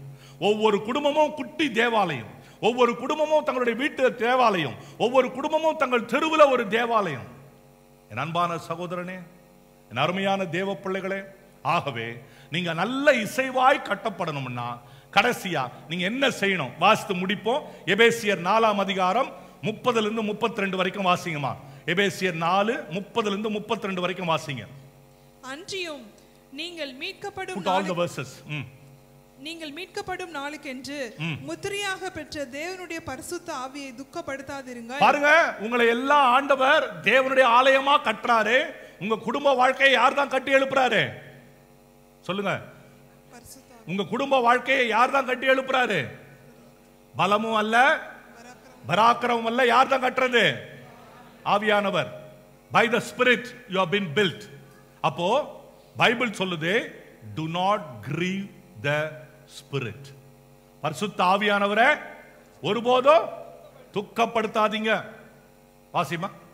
சகலவிதமான கசப்பும் கோபமும் மூர்க்கமும் கூக்குரலும். அப்ப ஆவியானவரை துக்கப்படுத்தணும்னா என்னெல்லாம் இருக்கும் குடும்பத்துல? வாசிங்க. கசப்பு, கோபம், மூர்க்கம், கூக்குரல், தூஷணம், மற்ற எந்த துர்க்குணமும். பாத்தீங்களா? ஆவியானவர் எங்க துக்கப்படுவாரு? எங்க கசப்பு இருக்குதோ. பிரதர், சிஸ்டர், குடும்ப வாழ்க்கையில கணவன் மேல அன்பா இருக்கிறீங்களா? கசப்பு இல்லாம இருக்கிறீங்களா? கசப்பு உங்களுக்கு தெரியாதுங்க. கசப்பு உங்களுக்கு தெரியாது. கசப்பு ஒரு வேர். அந்த வேர் உள்ள போயிடுச்சு வச்சுங்க, அது எப்ப முளைக்கணும் உங்களுக்கு தெரியாது. எப்ப முளைக்கணும் தெரியாது. கடலை பத்தி கவலைப்படுறியே, மனைவி மேல இருக்கிற கசப்பை பத்தி என்னைக்காவது கவலைப்பட்டிருக்கியா? வீட்டில் இருக்கிற அந்த பொருள் மேல பத்தி கவலைப்படுறியே, உன் கோபத்தை பத்தி என்றைக்காவது கவலைப்பட்டிருக்கிறியா? சகோதரா சகோதரி, அருமையான தேவ குடும்பமே, ஆவியானவர் உனக்குள்ள உலாவுறாருன்னா, சரீர பிரகாரமா ஒரு ரத்த குரூப் உனக்குள்ள இருந்தாலும் ஆவிக்கேற்ற பிரகாரமாக ரட்சிக்கப்பட்ட உனக்குள்ள ஆவியானவர் ஜீவ ரத்தமாக ஓடிக்கொண்டிருக்கிறார். இயேசு கிறிஸ்துவின் ரத்தத்தினால நீ கழுவப்பட்டிருக்கிற, இயேசுவின் ரத்தத்தால உன் வாழ்க்கை கட்டி எழுப்பப்பட்டிருக்கிறது. நீ கழுவப்பட்டதனால the blood of Jesus Christ is flowing through your entire body. உன்னுடைய முழு சரீரத்துக்குள்ள ஆவியானவர் அப்படியே இயேசு கிறிஸ்துவின் ரத்தமாக அவர் உலாவிக் கொண்டிருக்கிறார். ஹல்லேலூயா. என் அன்பான சகோதரனே, கசப்பு, கோபம், மூர்க்கம், தூஷணம் எல்லாம் போடணும். வாசியமா தொடர்ந்து. ஒருவருக்கொருவர் தயவாயும். அப்ப என்ன இருக்கணும்? ஆவியானவர் சந்தோஷப்படணும். எப்படி இருக்கணும்? ஒருவருக்கொருவர் தயவா, மன உருக்கமாயும் இருந்து. மன உருக்கமா, compassion and with all mercy, tender heart. கிறிஸ்துவுக்குள் தேவன் உங்களுக்கு மன்னித்தது போல. நீ செஞ்ச தப்பெல்லாம் ஆண்டவர் மன்னிச்சார்ல. எவ்வளவு பாவம் பண்ணோம்ல, அவர் ஒவ்வொரு காரியம் செய்தது அவர் மன்னிச்சார்ல. கிறிஸ்து உங்களுக்கு மன்னித்தது போல நீங்களும் ஒருவருக்கொருவர் மன்னியுங்கள். ஒருத்தருக்கு ஒருத்தர் மன்னிப்பு இருக்கணும். எந்த குடும்பத்துல நல்ல மன்னிக்கிற சுவாபம் இருக்கிறதோ அந்த குடும்பத்துல ஆவியானவர் பலமாய் உலாவிக் கொண்டே இருப்பார். ஹல்லேலூயா, ஹல்லேலூயா. நல்ல ஒரு இசைவு இருக்கும். நல்ல கணவனும் மனைவியுமாய் இசைந்து இருக்கணும். என் பிரியமான சகோதரனே, என் அருமையான தேவ பிள்ளைகளே, ஆகவே கொஞ்சம் பாருங்க. எபிரேயர் 12:15 வாசித்து முடியுமா? எபிரேயர் 12:15. That's the last verse. எபிரேயர் 12:15 வாசிங்க. ஒருவனும் தேவனுடைய கிருபையை இழந்து போகாதபடிக்கும் யாதொரு கசப்பான வேர் முளைத்தெழும்பி கலக்கம் உண்டாகிறதினாலே அநேகர் தீட்டுப்படாதபடிக்கும். கசப்பான வேர் வேதம் சொல்லுகிறது. அந்தபடி மனைவிமார்களே, உங்கள் சொந்த புருஷருக்கு கர்த்தருக்கு ஏற்கும்படி கீழ்ப்படிந்திருங்கள். In all the matters be obedient to your husband because it is acceptable by God. அது தேவனுக்கு ஏற்புடையது. ஆனா அதோட மாத்திரம் ஆண்டவர் நிறுத்தல. அடுத்த வசனத்துல கொலோசியன்ஸ்ல ஆண்டவர் சொல்றாரு, என்ன சொல்றாரு தெரியுமா? அவர் சொல்றாரு, அந்தபடி கணவன்மார்களே உங்கள் மனைவிகளை அன்பு கூறுங்கள். அன்பு கூறுங்கள் அதோட நிறுத்தி இருக்கலாம்ல. ஏன் எக்ஸ்ட்ராவா ஒன்னு சேர்த்து இருக்கிறாரு? அவர்கள் மேல கசப்பு வர வேண்டாம், கசப்பு வர வேண்டாம். அதான் எபிரேயர் நிருபத்துல வாசித்தோம். கசப்பு வந்ததுன்னா கிருபையை இழந்துருவாங்க. If bitterness is there in your heart, you will lose the substance of grace, you will lose the savor of grace from Lord. தேவனிடத்திலிருந்து வருகிற அந்த கிருபையை இழந்துருவேன். ஒருபோதும் அப்படி செய்யாதீங்க. ஒரு நல்ல ஆவிக்குரிய வைராக்கியம். அதனால தான் இவ்வளவு ஆணித்தரமா பேசுறேன், பிரசங்கம் பண்றேன். சபையில் இருக்கிற பிள்ளைங்க, விசிட்டர்ஸா வந்த பிள்ளைங்க, திருமணம் ஆன பிள்ளைங்க, திருமணம் ஆக போற பிள்ளைங்க, நல்ல கவனிங்க. விவாகம் யாவருக்குள்ளும் கனம் உள்ளது, விவாக மஞ்சம் அசூசிப்படாதா இருப்பதாக. Marriage is honourable in every matter. இதை நான் சொல்லல, என் ஆண்டவர் எபிரேயர் 13:5 சொல்றார். Marriage is a honorable estate, prestigious one. The Bible starts with the wedding and the Bible finishes with the wedding. ஆதி ஆகமத்தில் ஆண்டவர் திருமணத்தோட ஆரம்பிக்கிறார், வெளிப்படுத்தின விசேஷத்தில் திருமணத்தோட ஆண்டவர் முடிக்கிறார். என் அருமையான சகோதரனே, என் பிரியமான தேவ பிள்ளைகள், இயேசு கிறிஸ்துவினுடைய ரத்தம் உன்னுடைய சரீரத்துக்குள்ள பரிபூரணமாய் உலாவுகிறது என்று சொன்னால், if your entire body is filled with the blessing of Lord Jesus Christ, the blood what he shed, you will be having a successful family life. ஒரு நல்ல அருமையான தேவ ஆவியானவர் உலாவுகிற ஒரு ஆசீர்வாதமான குடும்ப வாழ்க்கையை நீங்க கட்டி எழுப்புவீங்க. கர்த்தர் உங்களை ஆசீர்வதிப்பாராக. எத்தனை பேர் இந்த நாளிலே ஆண்டவர் கொடுத்த இந்த வார்த்தை என் குடும்பத்துக்கு ஆசீர்வாதமா இருந்தது என்று சொல்லுகிறவங்க பலத்த கரவொலி எழுப்பி கர்த்தரை நன்றியோடு ஸ்தோத்திரம் பண்ணுங்க.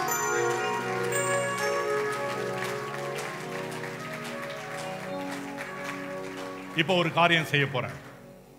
தயவு செய்து தம்பதியர்கள் எல்லாரும் எழும்பி நில்லுங்க. யார் எல்லாரும் தம்பதியர்கள் எல்லாரும் எழும்பி நில்லுங்க.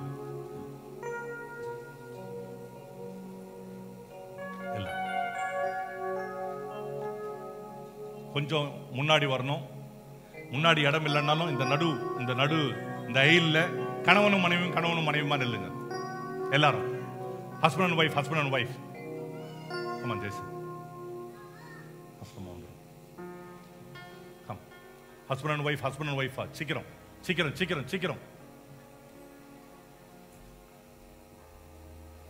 Husband and wife.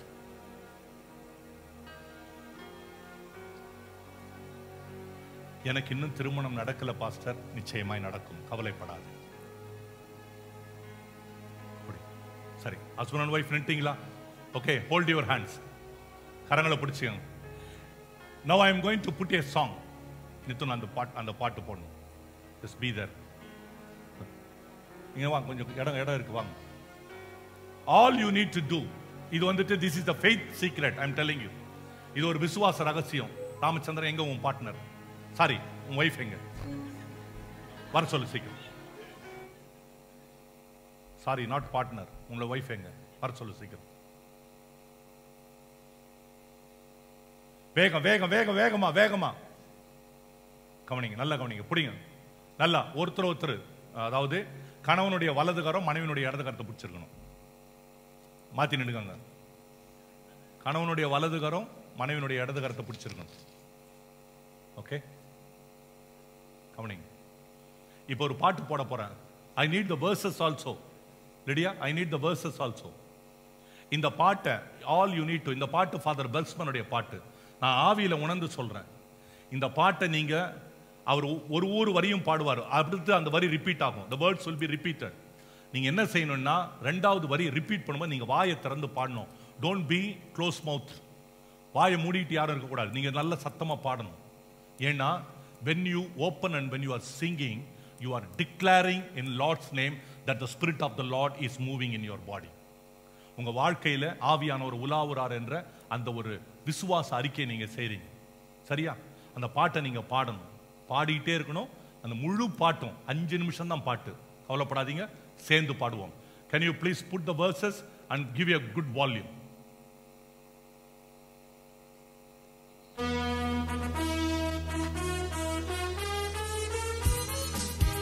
Volume.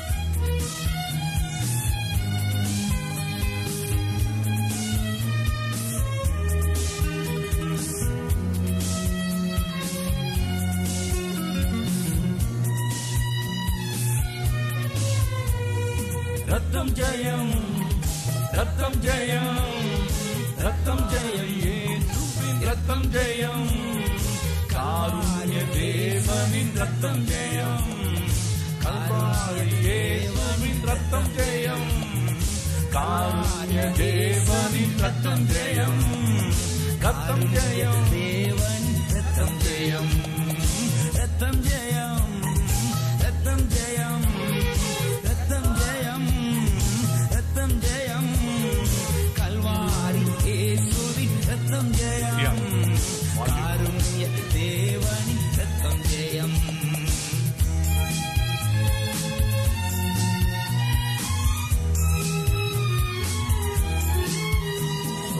எதிரியை துரத்திடும் ரத்தம் ஜெயம், எந்நாளும் சுகம் தரும் ரத்தம் ஜெயம், எதிரியை துரத்திடும் ரத்தம் ஜெயம், எந்நாளும் சுகம் தரும் ரத்தம் ஜெயம், அதிகாரம் தந்திடும் ரத்தம் ஜெயம், அதிகாரம் தந்திடும் ரத்தம் ஜெயம், அதிசயம் செய்திடும் ரத்தம் ஜெயம், அதிசயம் செய்திடும் ரத்தம் ஜெயம், ரத்தம் ஜெயம், ரத்தம் ஜெயம், ரத்தம் ஜெயம், ரத்தம் ஜெயம், கல்வாரி இயேசுவின் ரத்தம் ஜெயம், காருண்ய தேவனின் ரத்தம் ஜெயம்.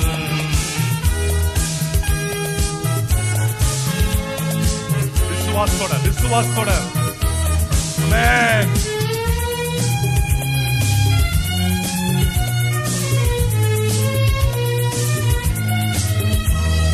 பாவங்கள் போக்கிடும் ரத்தம் ஜெயம், கைத்தட்டுங்க. பாவங்கள் போக்கிடும் ரத்தம் ஜெயம், பரிசுத்தமாக்கிடும் ரத்தம் ஜெயம், சாபங்கள் நீக்கிடும் ரத்தம் ஜெயம், சாபங்கள் நீக்கிடும் ரத்தம் ஜெயம், சமாதானம் தந்திடும் ரத்தம் ஜெயம், நமக்கு சமாதானம் தந்திடும் ரத்தம் ஜெயம், ரத்தம் ஜெயம், ரத்தம் ஜெயம், ரத்தம் ஜெயம், ரத்தம் ஜெயம், கல்வாரி இயேசுவின் ரத்தம் ஜெயம், காருண்ய தேவனின் ரத்தம் ஜெயம்.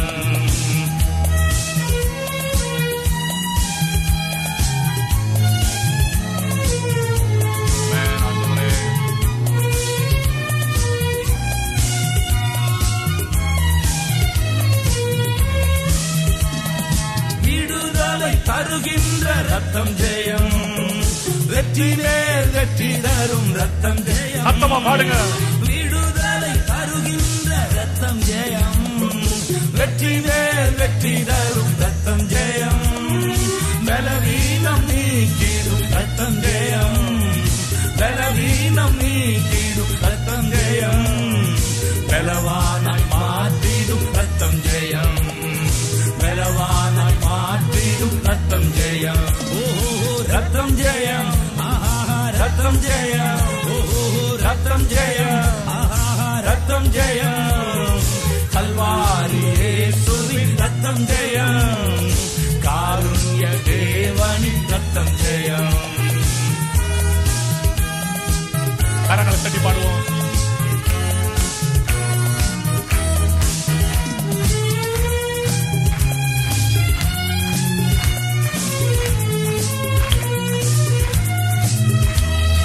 நமக்காய் பரிந்து பேசும் ரத்தம் ஜெயம், நாள்தோறும் பாதுகாக்கும் ரத்தம் ஜெயம், நமக்காய் பரிந்து பேசும் ரத்தம் ஜெயம், நாள்தோறும் பாதுகாக்கும் ரத்தம் ஜெயம், நீதிமானாக்கிடும் ரத்தம் ஜெயம், நீதிமானாக்கிடும் ரத்தம் ஜெயம், நித்திய ஜீவன் தரும் ரத்தம் ஜெயம், நித்திய ஜீவன் தரும் ரத்தம் ஜெயம்.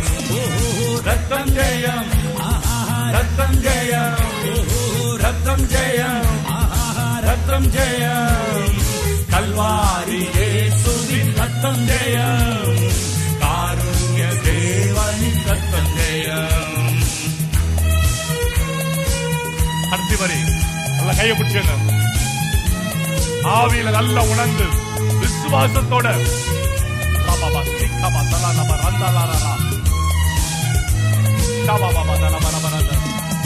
பிரிவினை நீக்கிடும் ரத்தம் ஜெயம், பிளவுகள் போக்கிடும் ரத்தம் ஜெயம், பிரிவினை நீக்கிடும் ரத்தம் ஜெயம், பிளவுகள் போக்கிடும் ரத்தம் ஜெயம், ஒப்புரவாக்கிடும் ரத்தம் ஜெயம், ஒப்புரவாக்கிடும் ரத்தம் ஜெயம், ஒரு மனமாக்கிடும் ரத்தம் ஜெயம், ஒரு மனமாக்கிடும் ரத்தம் ஜெயம். ஓஹோ ரத்தம் ஜெயம், ஆஹா ரத்தம் ஜெயம், ஓஹோ ரத்தம் ஜெயம், ஆஹா ரத்தம் ஜெயம், கல்வாரி இயேசுவின் ரத்தம் ஜெயம், காருண்ய தேவனின் ரத்தம் ஜெயம், கல்வாரி இயேசுவின் ரத்தம் ஜெயம், காருண்ய தேவனின் ரத்தம் ஜெயம். ஓஹோ ரத்தம் ஜெயம், ஆஹா ரத்தம் ஜெயம், ஓஹோ ரத்தம் ஜெயம், ஆஹா ரத்தம் ஜெயம், கல்வாரி இயேசுவின் ரத்தம் ஜெயம், காருண்ய தேவனின் ரத்தம் ஜெயம். அப்படியே கர்த்தர் ஸ்தோத்திரம் பண்ணுங்க. எல்லாரும் ஸ்தோத்திரம் பண்ணுங்க. ரபா பாபா தரபா சதரி கலபரந்தரம லபரந்தரியலரா ஆண்டவர் உங்களுக்குள்ள வைத்திருக்கிற ஒரு கிருபை, ஆவியானவர் இன்றையிலிருந்து உங்க வாழ்க்கையில அசைவாட போகிறார், உலாவ போகிறார், உங்க குடும்பத்துல உலாவ போகிறார். இதுவரை சகோதரனை சகோதரியே, உங்க குடும்பத்துல என்ன காரியங்கள் எல்லாம் எதெல்லாம் தேவனுக்கு விரோதமா இருந்ததோ, உன்னுடைய பலத்தினால முடியாதது, உன் பராக்கிரமத்தினால முடியாதது, தேவ ஆவியினால கர்த்தர் இந்த நாளில் இருந்து செய்ய வல்லமை உள்ளவராக இருக்கிறார். பலத்த கரவொலி எழுப்பி ஆண்டவரை பார்த்து நல்ல ஜெபம் பண்ணுங்க, ஸ்தோத்திரம் பண்ணுங்க. கணவன் மனைவிக்காக ஜெபம் பண்ணுங்க, மனைவி கணவனுக்காக ஜெபம் பண்ணுங்க. கசப்பை எடுத்து போடு, எடுத்து போடு கசப்பை, எடுத்து போடு கசப்பை, எரிச்சலை எடுத்து போட்டுருங்க இயேசுவின் நாமத்துல. எல்லா விதமான மனசுக்குள்ள இருக்கிற போராட்டத்தின் ஆவிகள் இயேசுவின் நாமத்துல எல்லா கரவொலி எழுப்பி, சபை பிள்ளைங்க எல்லாம் எழும்பி நில்லுங்க, எல்லா கரவொலி எழுப்பி எல்லாருமாக இந்த வேளையில எல்லாருமே நல்ல கரவொலி எழுப்பி ப்ளீஸ் சப்போர்ட் இன் பிரேயர். கசப்பு எல்லாம் போகட்டும், இயேசுவின் நாமத்துல போகட்டும். எரிச்சல் இயேசுவின் நாமத்துல போகட்டும். எல்லா விதமான பொல்லாத ஆவிகள் இயேசுவின் நாமத்துல போகட்டும். எல்லா விதமான எதிர்ப்புகள் இயேசுவின் நாமத்துல போகட்டும். குடும்பத்துல எல்லா விதமான பொல்லாத பிசாசுகள் இயேசுவின் நாமத்துல போகட்டும். ஓ ரபா பாபா பாலா ரக்கலரரா தரபா சந்தரமா சதரை கலபராந்தரியாலரா. நன்றி ஆண்டவரே, நன்றியோடு உம்மை ஸ்தோத்திரிக்கிறோம். நன்றி ராஜா, நன்றி ஆண்டவரே, நன்றியோடு உம்மை ஸ்தோத்திரிக்கிறோம். அருமையான மூத்த வயதுடைய குடும்பத்தினர்களுக்கும் இளைய வயதுடைய குடும்பத்தினர்களுக்கும் கவனிங்க, யார் உங்களோடு கூட உலாவுறாரு? ஆவியானவர் உங்களோடு கூட உலாவி கொண்டிருக்க. உன் பலத்தால உன் பராக்கிரமத்தால எது முடியலையோ இன்றிலிருந்து விசுவாசத்தோடு சொல்லுங்க, தேவ ஆவியானவர்களே ஆகும் என்று சொல்லு. தேவ ஆவியானவர்கள் என் குடும்ப வாழ்க்கையில் ஆகும் என்று சொல்லி ஜெபம் பண்ணுங்க. கர்த்தர் உங்களை ஆசீர்வதிப்பார். அமைதியாக திருப்பந்திக்கு ஆயத்தமாவோம். யாவரும் நம்ம இருப்பிடத்துக்கு செல்வோம். நன்றி ஆண்டவரே, நன்றி ஆண்டவரே, நன்றி தகப்பனே, நன்றியோடு உம்மை ஸ்தோத்திரிக்கிறோம்.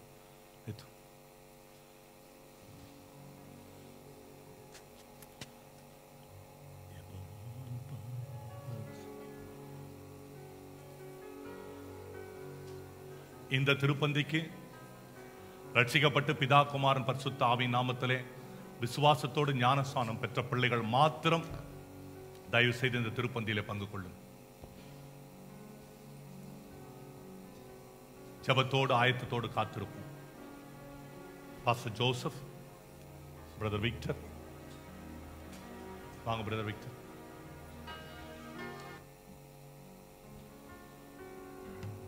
ஜேம்ஸ் ஜெயசில்,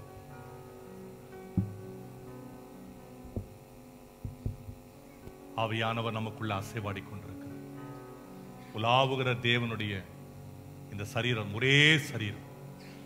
கணவன் மனைவி எப்படி ஒரு சரீரமா இருக்கிறார்கள், அதே போல இந்த திருப்பந்திக்குள்ள வரும் பொழுது நாம் கிறிஸ்துவின் சரீரமாக ஒரே ஐக்கியமாக இருக்கிறோம். தேவ கிருபையிலே கர்த்தரை நோக்கி கண்களை மூடி இந்த பல்லவியை பிள்ளைகள் பாடும் பொழுது நாம் ஆயத்தமாகிக் கொள்வோம். அந்த வேளையிலே எல்லா ஒழுங்குகளும் நாங்கள் இங்கு செய்வோம். வரிசையாக வந்து துரிதமாகவும் வந்து பெற்று உங்கள் இடப்பிடத்தில் நின்று கொள்ளுங்கள். ஜெபத்தோடு இந்த திருப்பந்தியை நாம் ஆசரிப்போம்.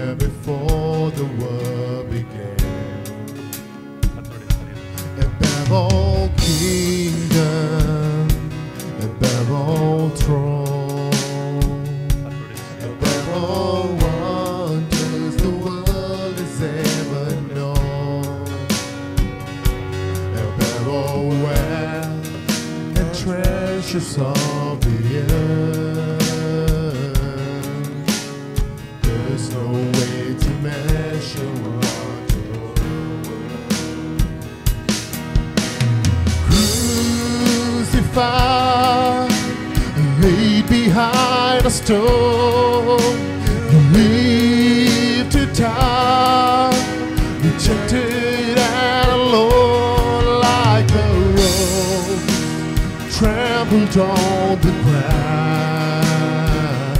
You took the fall and thought of me.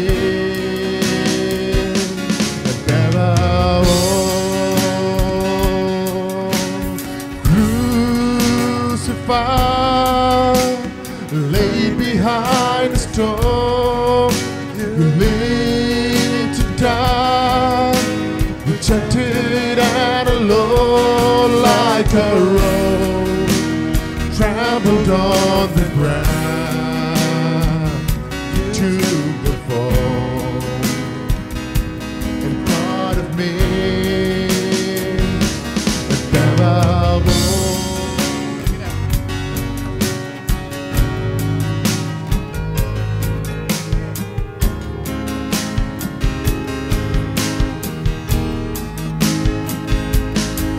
All powers, above all king, above all nature and all created things,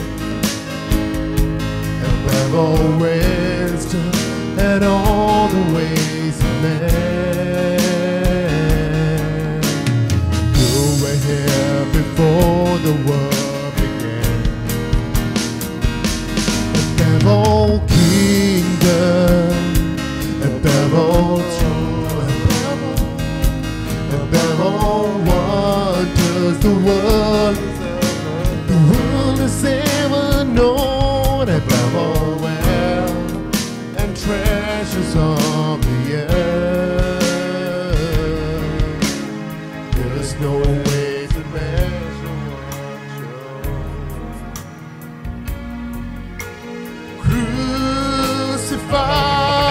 சரீரமும் ரத்தமும் lived to die, rejected and alone like a rose, trampled on the ground. You took the fall and thought of me above all.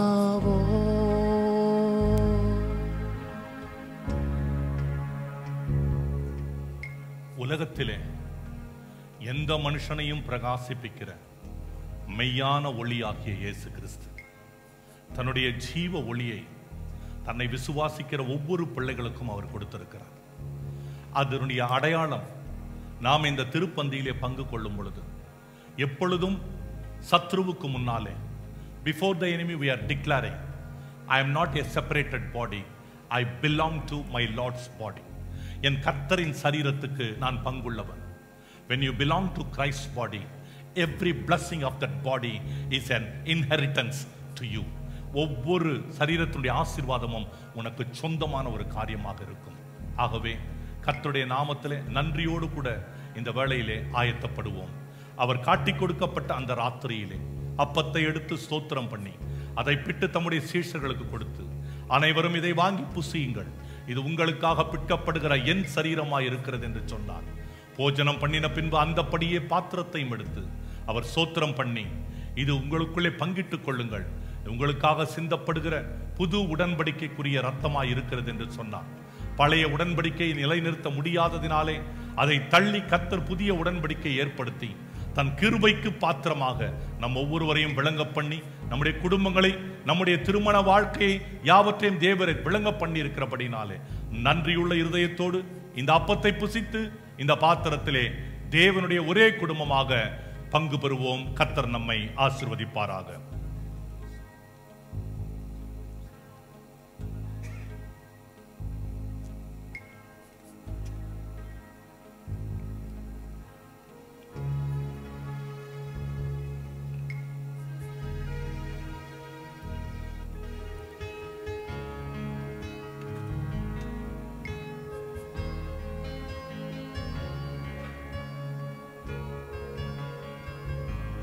கர்த்தர் பாராட்டின தயவை எண்ணி எல்லோருமாக நர்த்தரை நன்றியோடு ஸ்தோத்திரம் பண்ணுவோம்.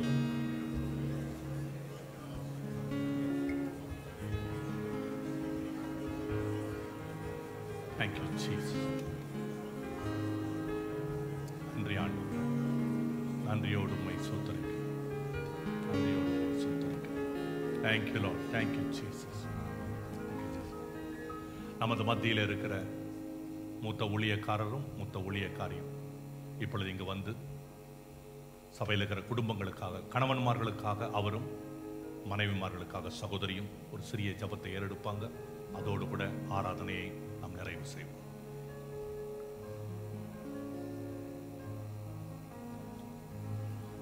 ஹல்லேலூயா. மை துதிக்கிறோம் தேவாதி தேவனே, ராஜாதி ராஜாவே, மை துதிக்கிறோம் ஆண்டவரே, மை துதிக்கிறோம் அப்பா. ஹல்லேலூயா. ரபால சந்துனா ரபுதினிமி.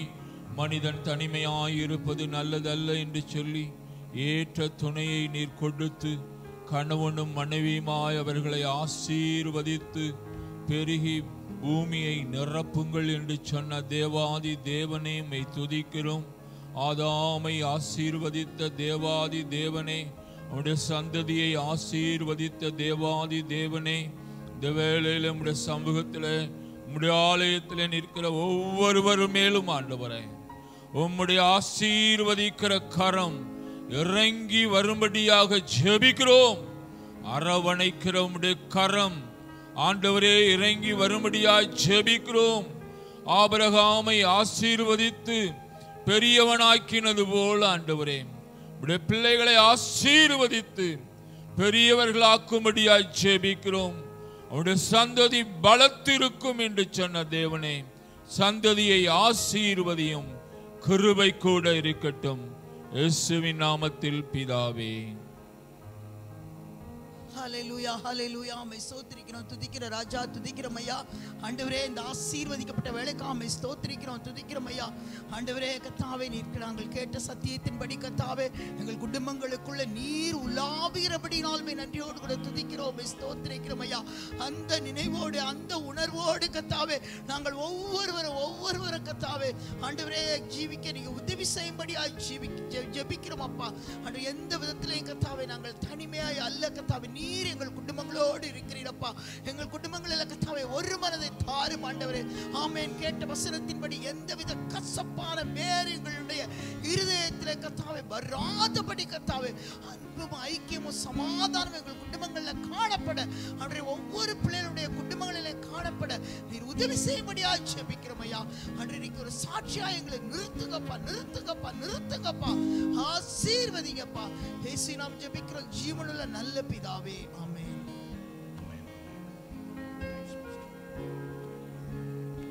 ஜெபிக்கிற வேளையிலே ஒரு தீர்க்க தரிசனம்.